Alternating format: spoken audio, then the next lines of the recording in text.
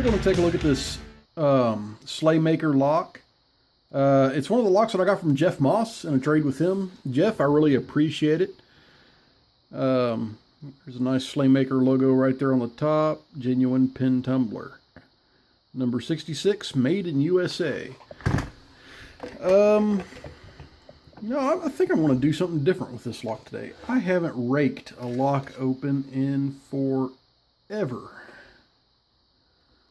So, I want to stick the rake in this one today. I'm going to use the triple peak from Sparrows. And I'm just going to kind of go at it rocking. Let me pull my tension wrench out just a smidge there. I'm just going to give it a rocking attack.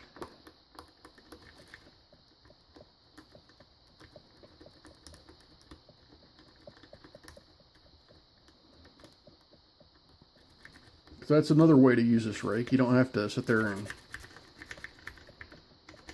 scrub all the pins over and over. You can use it as a rocking attack too. Alright, so that didn't work that time, so cock it back. Bring it back in.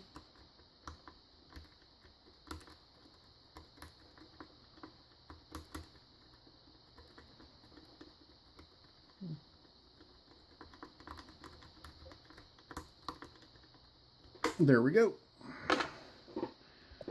Well, this time we just rocked it open with the triple peak. You know, that kind of went pretty quick, so I've got another lock here. I've got this cabinet lock too. Not much of a bidding on the key, but it is a pin tumbler cabinet lock, and it's not a wafer, so let's go ahead and get it clamped up too.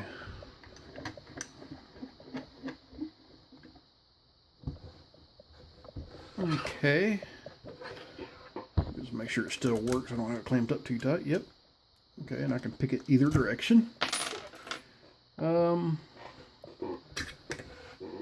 I'm pretty sure I can rake that one. That one has a pretty easy bitting. So I'm going to go ahead and try to SPP this. Looks like my homemade pick might, nope, a little bit too thick.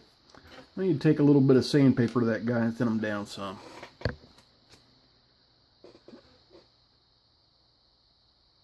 Okay, pin one's loose.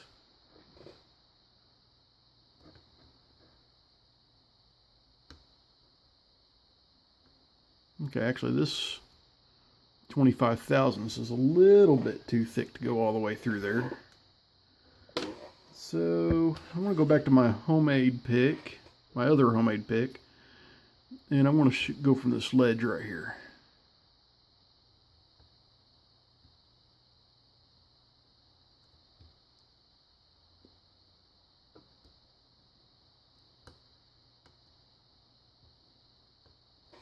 There we go. I got them in order from 4, 3, 2, and 1.